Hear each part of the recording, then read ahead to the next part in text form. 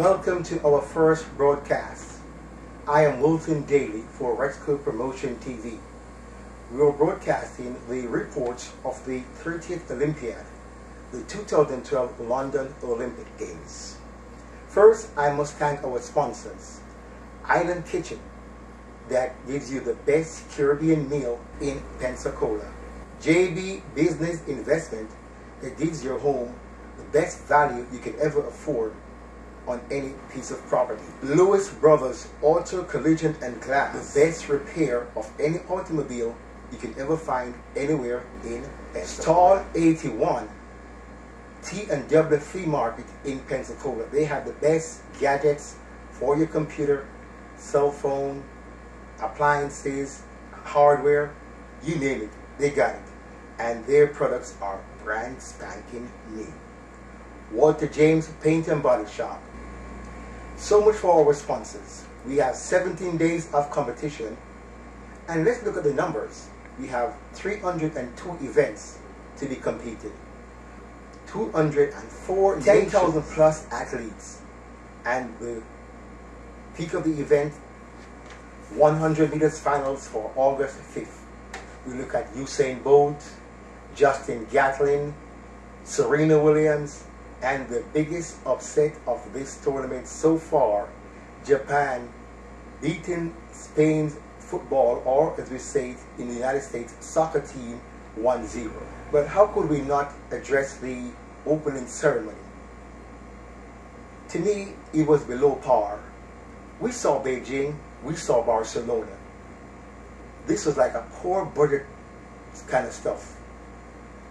You see people crawling out of mountains or woods or whatever that was.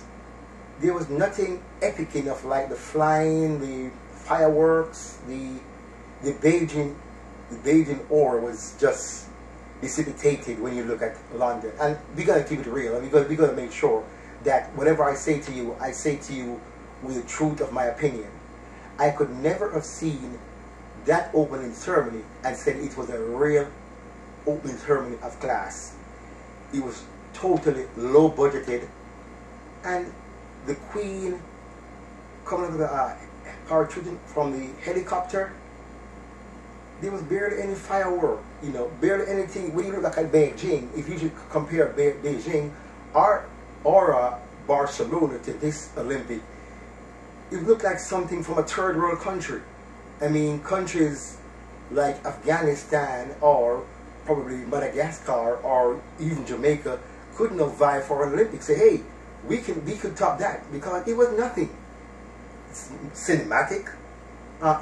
No. So now we gotta look at the competition now to see if they can create something better for the London image. But going by the Olympics, going by the opening ceremony, they failed on that one. From a 10-1, 10 million eyes, I give them a 2 on that one. I'd give Beijing probably a 9 or a 10, so we know what goes on there. Now, Pensacola's own Justin Gatlin will compete in the 100 meters. His first round preliminary starts next Saturday.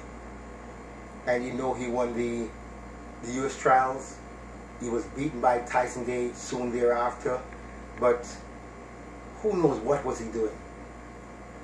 Come to think of it, I expect Gatlin to be in the finals. Keeping it to the truth as possible, I do not expect him to get a medal. He should finish 4th, because you have Usain Bolt, probably the greatest sprinter the world has ever seen. Then you have Johan Blake trying to make a name for himself, and Tyson Gay with an awesome finish. So those 3 I think should beat him. But he should beat Asafa Powell, because he has always beaten Asafa Powell. So Gatlin should run 4th. It's going to be a great race. The time to win, London, being so high above sea level, I think 9.62 might win that race. What time Gatlin will do? I think he might run 9.89. But then again, I got to see the preliminaries, because these guys are, with great coaches, are peaking at the right time. And if Gatlin peaks, if they all peak at the right time, that should be the results. So I'll see you in my next update. Thank you, Pensacola. Thank you, world.